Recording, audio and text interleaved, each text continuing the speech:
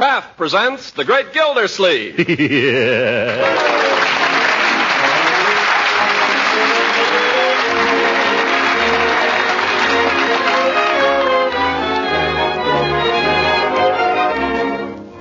Kraft Cheese Company, who also bring you Bing Crosby every Thursday night, present each week at this time Harold Perry as The Great Gildersleeve, written by John Whedon.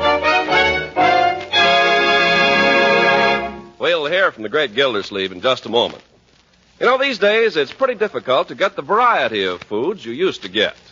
That's why you should make the plentiful foods you can get as appetizing as possible. Now, one easy, economical way to make foods taste better is to use delicious Parquet margarine at the table and for cooking, too. First of all, of course, Parquet margarine is a perfectly delicious spread for bread or toast or rolls. And next, Parquet margarine is a tasty seasoning for potatoes and all hot vegetables. Parquet margarine makes cookies and pastries taste better, too, because it's a real flavor shortening, not bland and tasteless as some shortenings are. And lastly, you'll find Parquet adds tempting extra flavor to pan-fried foods. Yes, you can make everyday foods taste better when you use Parquet. Remember, too, it's a nourishing energy food that contains vitamin A. So ask your dealer tomorrow for wholesome, economical Parquet, P-A-R-K-A-Y, Parquet margarine made by Kraft.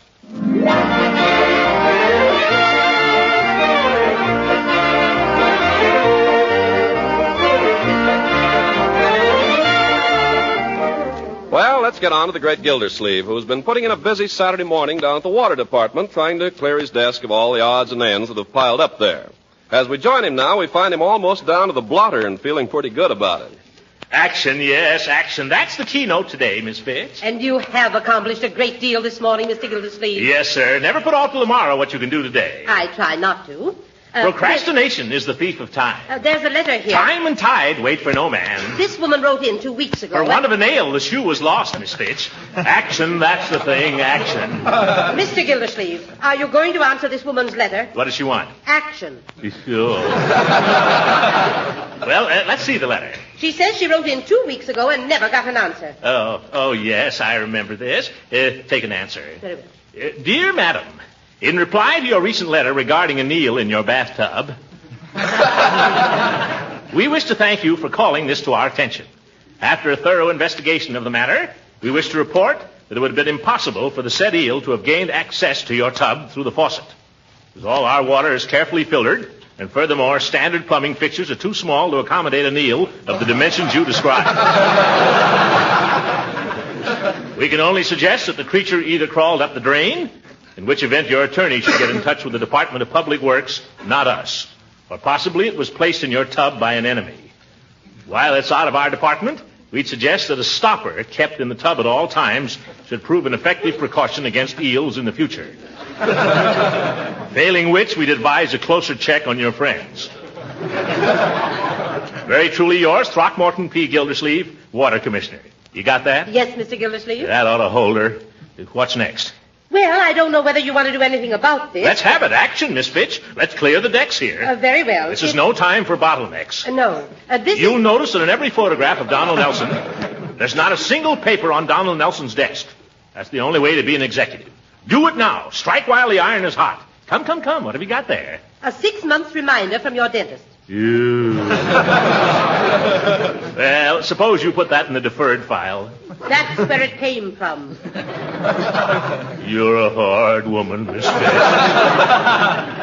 All right, call up the dentist and make an appointment for Monday. Good. For Leroy. Come on, let's get on here. Time's a-wasting. Have you got the application for my bee gas ration? Yes, it's right here. Oh, I must remember to get that in this afternoon. It's all filled out. All you have to do is sign it. I better check it over. Let's see here. It says, occupational use of the vehicle. If vehicle is used for driving between home and fixed place of work, in the principal occupation as stated in items 4 and 6 above, answer all questions in Part A below.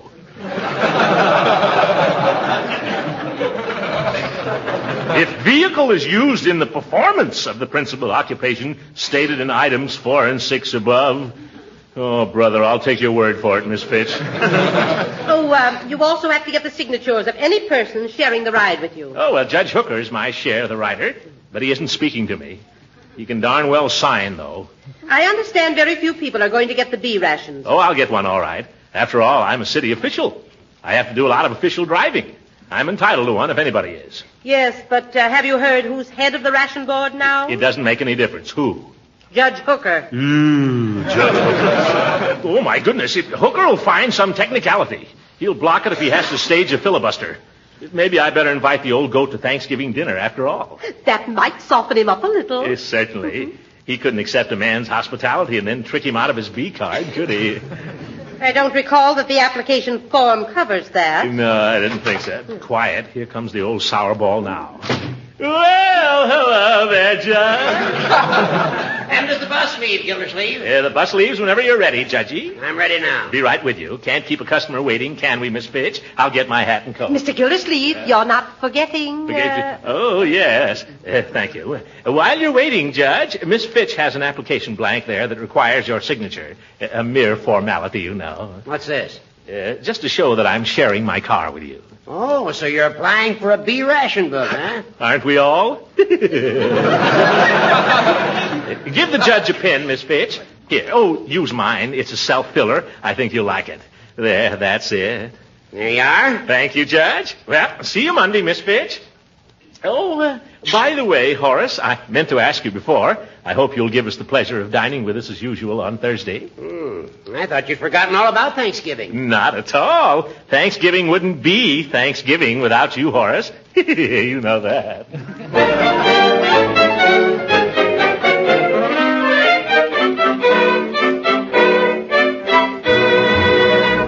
Stand still, Leroy, now while I fit this. I feel like a sissy in this fool outfit. This is the kind of clothes the Pilgrims wore, and they were no sissies. Yeah, but they didn't have to wear them in front of a whole auditorium full of people.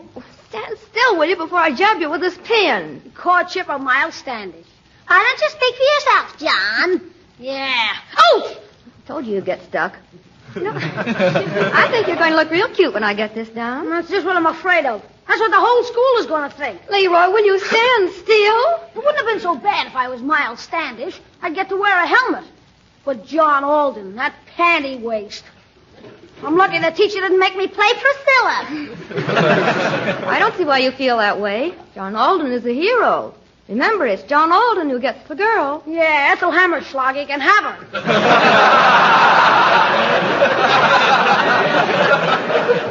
Hello, Uncle Mort. Well, hello, Marjorie. And Leroy. Hello. Well, look at our little pilgrim. Hey, Marge, can't I take this off now? No, wait till I get it pinned. You know your lines yet, young man? Some of them. Well, it's about time. You've been rehearsing that part for a month. I've been trying to get out of it for a month. That's no attitude to take.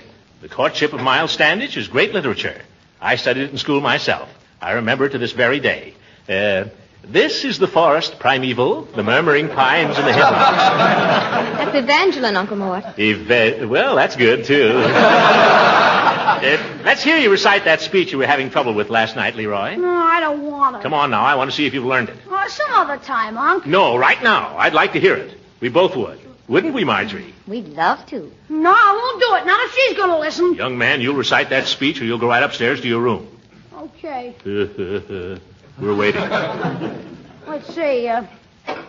Prithee, Mistress Priscilla, turn not a deaf ear to the suitor one who, though absent Yet loves thee with a noble and undying passion.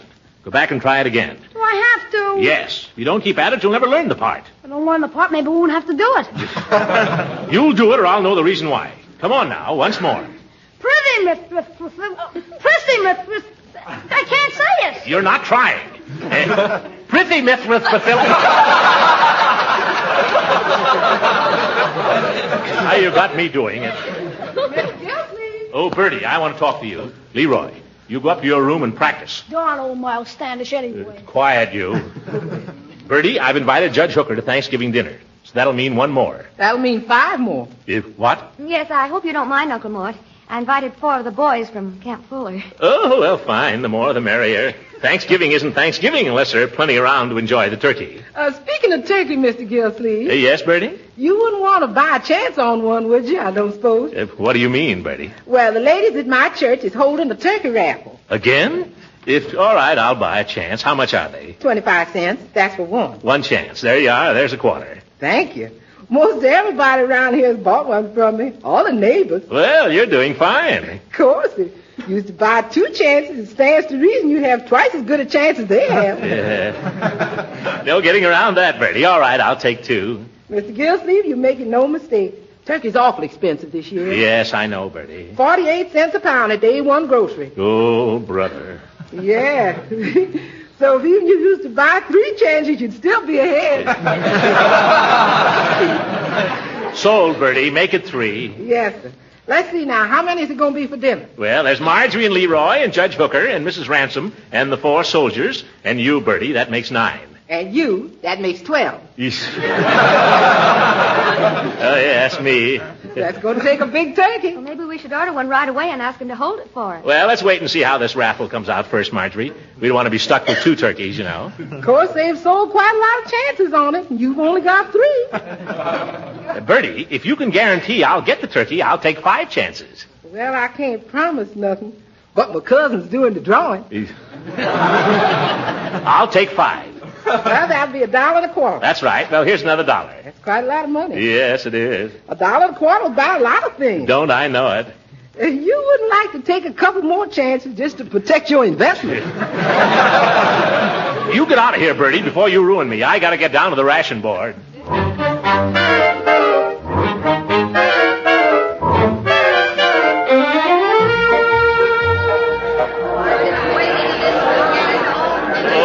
Look at that crowd. Pardon me, could somebody tell me whether this is where you get B ration books? No, this is where you don't get them. Yeah, wise guy. Madam, would you mind? You can't shove in here. I'm not trying to shove in. Try into the line. Into the line. I've been waiting here since 2 o'clock, and you come trying to shove in. Yeah. Madam, I was merely trying to ask a civil question. Try into the line, Bud. Just a minute. Who do you think you're pushing? Well, who do you think you're pushing? Well, who do you think you're pushing? Why, George, if you weren't wearing glasses... Well, I'll take them off. There. You look worse. Put them back on. Yeah, what's the fuss here? What's the fuss? He tried to shove in ahead of me. I did not. He did, too, and he squeezed my hand. Oh! Now, look here, my good woman. We'll have to ask for order here, my friend. Why don't you just take your place in the line? I'm trying to find out whether this is the right line. I've come for my B ration book. Oh, you've come for it, huh? Yes. I have my application right here. You and 100 million others. What? Young man, evidently you don't know who I am. I happen to be Throckmorton P. Gildersleeve, and I have to do a lot of driving. Where to? Well, out to the reservoir. To the reservoir. What for? See if there's anything in it. Yeah? Listen, brother, if we gave a ration book to everybody who wants to drive out to the reservoir for a little necking in the moonlight... I don't do any necking in the moonlight. Oh, you like it in the dark? Yeah, no!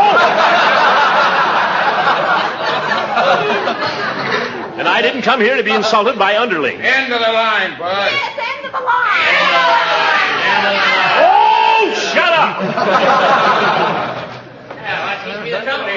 Oh, Judge, I want you to tell this young whippersnapper here where he gets off. Well, now, Gildy. He has the nerve to tell me I'm not entitled to a B ration book. Well, he may be right, Gildy. You're only sharing the ride with one person. You can't throw those technicalities at me, Hooker. You're the share of my rider. You signed this application yourself. I know that, Gildy. As a share of the rider, I'd be delighted to see you get your ration book. But as a ration official, I couldn't possibly pass this application. My conscience wouldn't allow it. All right, Judge. As a ration official, you needn't bother to come to Thanksgiving dinner. And as a share of the rider, from now on, you can walk. Into the line. Oh, you can have your old line.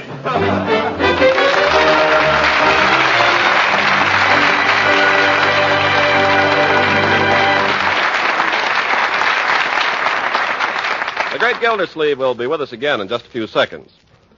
If you're troubled with a food budget that's hard to keep in line these days, just remember this. There are any number of wholesome, good-tasting, nutritious foods that can help you keep your food budget down.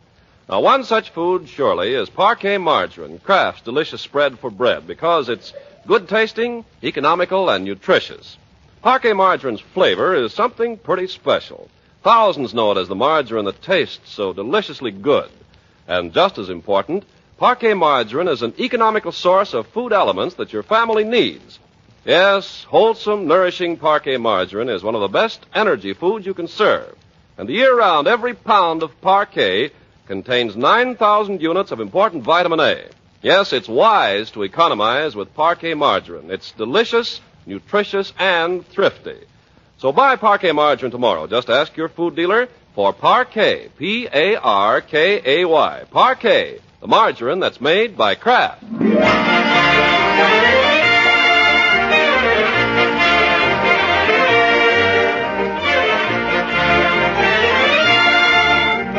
Now back to Summerfield and the great Gildersleeve. Apparently he'll get no more gas than the rest of us, but what about turkey? It's Tuesday afternoon now, only 2 days before Thanksgiving. And we find our hero checking last-minute details with Marjorie. What about those 4 soldiers, my dear? Are you sure they're coming? Oh, yes. I had a note this morning from their commanding officer. They'll arrive at 12 o'clock sharp in a jeep. A jeep? Mm-hmm. Oh, brother, what an appetite they'll have. I'll have to run around the house a couple of times to get myself up to concert pitch. Can't let the boys show me up at my own table. I don't think you need to worry about that, Uncle Mort. Oh, yeah. Well, I guess we're all set. Soldiers accepted. Hooker canceled. Mrs. Ransom's coming, isn't she? Well, you invited her, didn't you? No, I thought you'd take care of that. You're the lady of the house. Oh, but I thought you'd want to. Oh, dear, and I went over there this morning to borrow a roasting pan for the turkey and never said a word about it. What must she think? Oh, this is terrible. This is awful. I'll run over there right now. Serves right. She's made other plans. A fine thing. Borrow a woman's roaster and then not invite her to dinner. Oh, my goodness. Oh, Mr. Gildersleeve. Leela, I've come to explain. I don't know what there is to explain, I'm sure. May I come in? Well, I'm rather busy. Just for a moment. Well. Leela, of course you're coming to Thanksgiving dinner Thursday. Well, I'm hardly in the habit of going to places to which I've not been invited, Mr. Gildersleeve. But you are invited. You've been invited all along.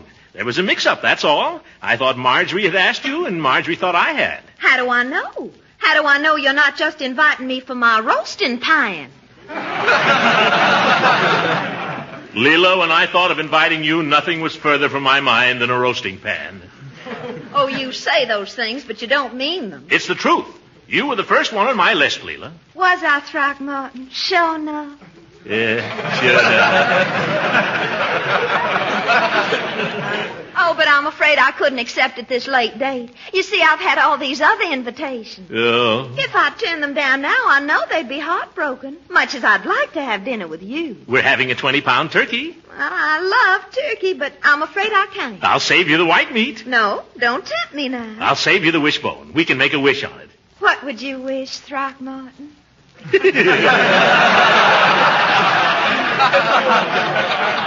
I'm not supposed to tell you. Well, I don't know that I could trust you with a wishbone. And anyway, I've promised these other people. But you've got to come, Leela. Marjorie and Leroy will be terribly disappointed if you don't. So will I. So will Bertie. So will the Army. The Army? Yes, we're having 4 young lieutenants to dinner, too. Throckmorton, why in the world didn't you say so? You mean you'll come? Will I? You're too good to me, Leela.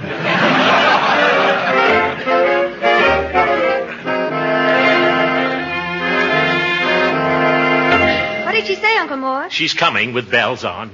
I wouldn't put it past her. Huh? Uncle Mort, can I borrow your shotgun? No, Leroy, certainly not. Why? I'm supposed to bring a gun to school tomorrow. What kind of a school are they running? A reform school? No, Miles Standish has got to have a blunderbuss. A blunderbuss. Here's your pilgrim suit, Leroy. I pressed the collar, so don't mess it up. Oh, put it on, Leroy, and show Uncle Mort how nice it looks, not finished. Oh, no. Go ahead. You look real nice in it. I look like a sissy in it. You look better than you do in that Mickey Mouse sweatshirt you wear all the time. Yeah, and cleaner, too. Put on the pilgrim suit, Leroy. Oh, Your sister worked hard on it. It won't do you any harm to put it on once. Go ahead. Okay.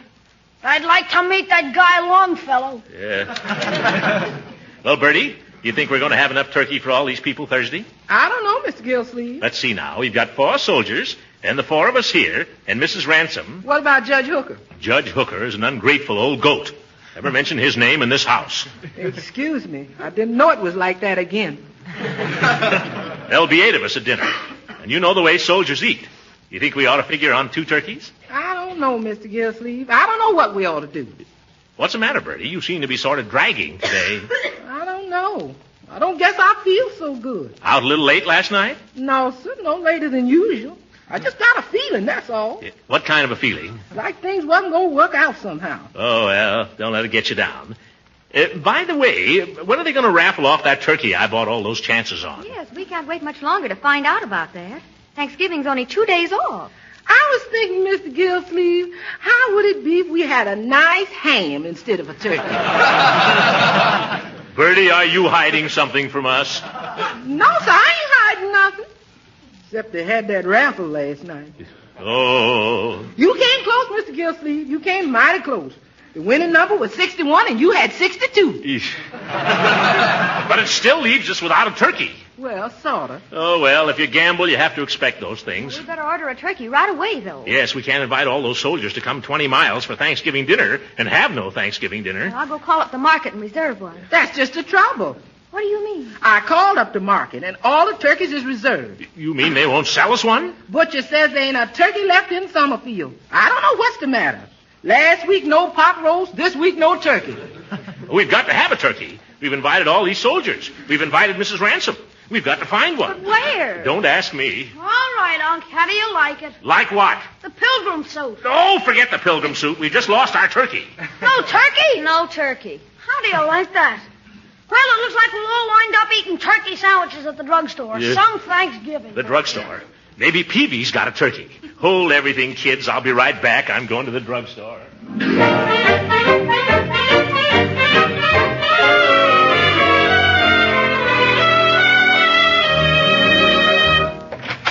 Hello, Mr. Gildersleeve. Peavy. Peavy, you've got to help me out. Well, I'm always glad to do customer service. Good. Have you got a turkey? What was that again? Have you got a turkey?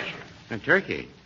Well, now, I've had people come in here and ask for some strange things, but this is the first time I've ever had a request for a turkey. But never mind that. Have you got one? No, Mr. Gildersleeve. Turkeys are one thing that I don't carry. I'm sorry. Have you tried the meat market? Of course I've tried the meat market. Why do you think I came in here? I wondered. Now, just a minute, Peavy. You serve turkey sandwiches at your soda fountain, don't you? Yes, we do serve a turkey sandwich. You can't make a turkey sandwich without a turkey, can you? Well, now, I wouldn't say that.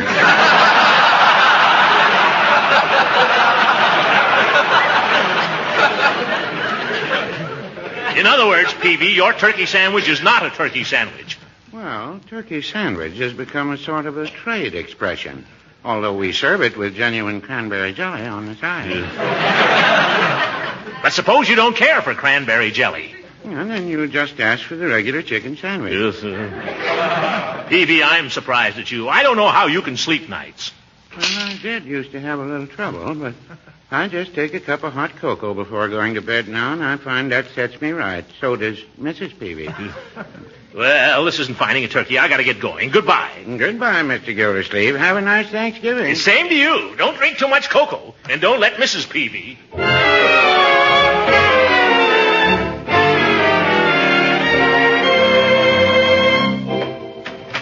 Any luck, Uncle Mort? Not a bit, my dear. I've been everywhere. It's no use. The Army's picked the place clean. There's not a single turkey left. Maybe I should warn those boys at camp. They'll do better if they stay there. Yes. Wait. There's just one chance left. What's that? If we can find out who won the turkey in Bertie's raffle, we might be able to buy it from him. Bertie! Yes, Mr. Gilsleeve? Would you mind coming in here? Yes, sir? Bertie, do you know who won that turkey in your raffle? No, sir. Do you think you could find out? Well, sir, I might be able to, and then again I might not. What do you mean by that? Well, if I was to find out who won, you might not like it. Come clean, Bertie. What bush are you beating about now? Do you know who won the turkey? Yes.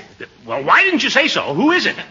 Well, you said never to mention Judge Hooker's name. Oh! I told you wasn't going to like it. Well, there goes our only chance. Uncle Mort, don't you think Judge Hooker would be willing to let you have it? After what I told him down at the ration board? No, my dear, I really gave him a piece of my mind there. What if you took it all back and invited him to dinner again? When he's got the turkey, he'd just laugh at me. Wait a minute. Bertie. Yeah? Does Judge Hooker know yet that he's won the turkey? No, sir. I'm supposed to deliver it to him this evening. Excuse me, folks. I got to see a judge about a bird.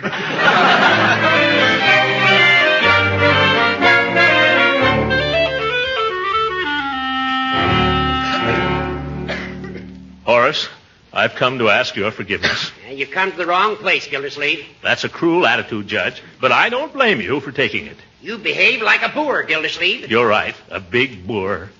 In front of a whole lot of people, too. Yeah. I could kick myself when I think of it. Well, we all fly off the handle sometimes. There was no excuse for it, doing a thing like that to my old friend. Well, Gildy, of Horace, you may think me a sentimental old fool, but we've been pals for a good many years now, haven't we? Off and on. Yes, Gildy, we have. Off and on. And we've always had Thanksgiving dinner together, haven't we? Yeah, I guess that's right. Well, I want you to have it with us again this year. You really mean that? Horace, I've said it before, and I mean it now more than ever. If you don't come to Thanksgiving dinner, it just won't be Thanksgiving dinner. Well,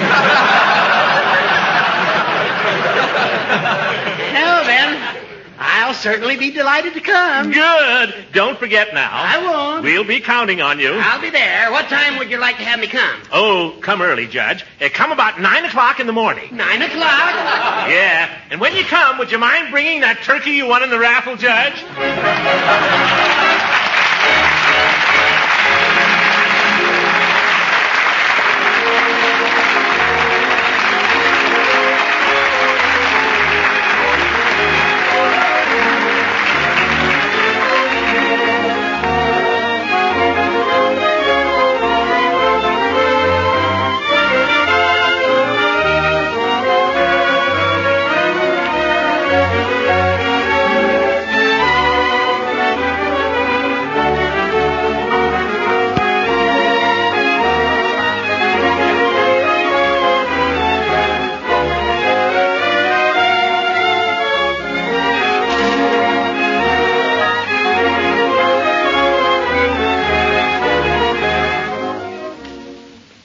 Gildy, I've got to be going.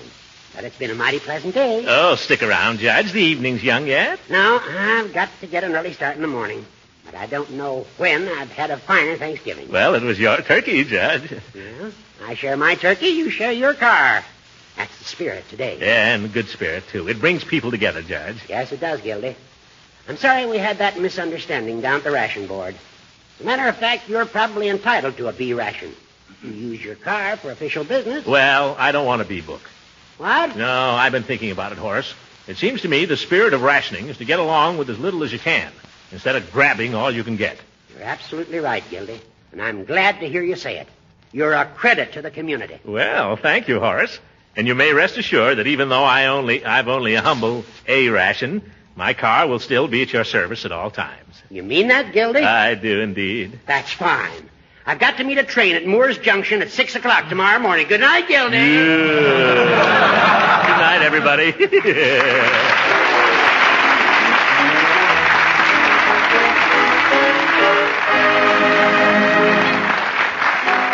music heard on this program was composed and conducted by Billy Mills. This is Ken Carpenter speaking for the Kraft Cheese Company and inviting you to tune in again next week for the further adventures of the Great Gildersleeve.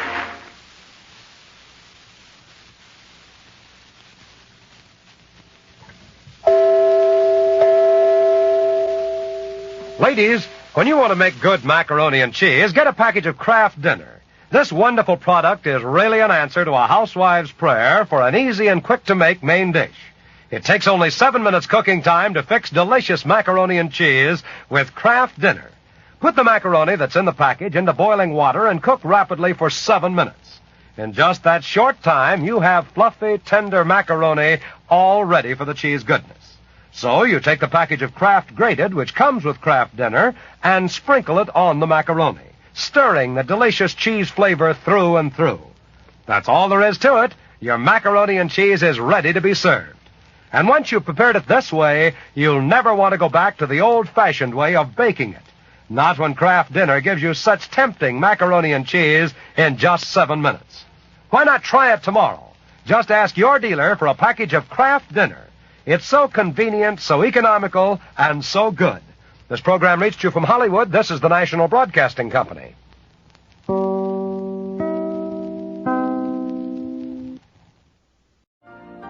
You've been listening to the OTR Gold Network. Find more classic radio at otrgold.com.